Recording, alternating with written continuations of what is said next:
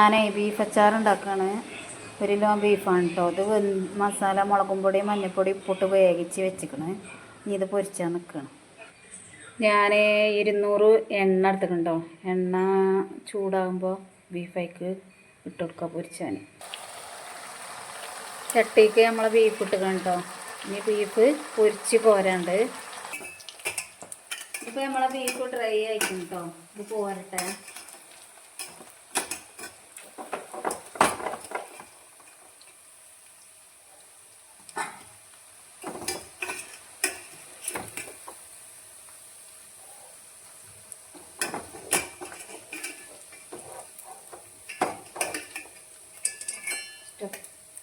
നമ്മളാ ബീഫ് പൊരിച്ച എണ്ണയ്ക്ക് 1 സ്പൂൺ ഉലുവ ഇട്ടിട്ടുണ്ട്.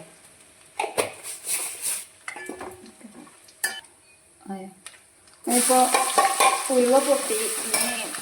പച്ചമുളക്,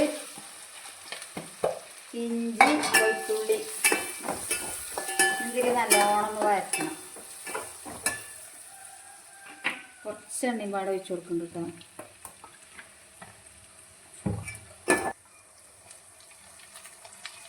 കരിവേപ്പിൻ്റെ ഇല ഇടണം കേട്ടോ.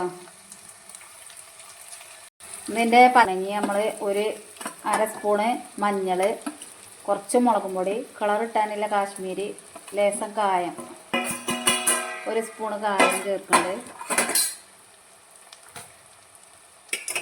ഇനി ഇത് നല്ലോണം ഇളക്കി യോജിപ്പിച്ച്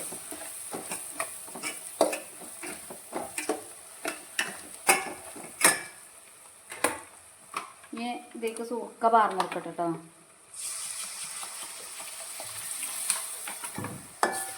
ഇതിലേക്ക് കുറച്ച് ഇടണുള്ളൂ. ഇനി ബീഫ് ഇട്ടതിന് ശേഷം കമ്മി ഉണ്ടെങ്കിൽ പിന്നെ ഇട്ടു.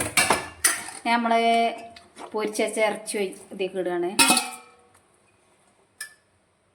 ഇതിപ്പോൾ നമ്മളെ ബീഫ് അച്ചാർ റെഡി ആക്കുന്നുണ്ട്. ഒരു 10 മിനിറ്റ് ഒന്നും ഇങ്ങോട്ട് ഈ എണ്ണയിൽ കടന്ന് കണ്ടാൽ തിളച്ചേക്കിന് ഓഫാക്കും. അപ്പോൾ ഇത് റെഡി ആയിട്ടുണ്ട്.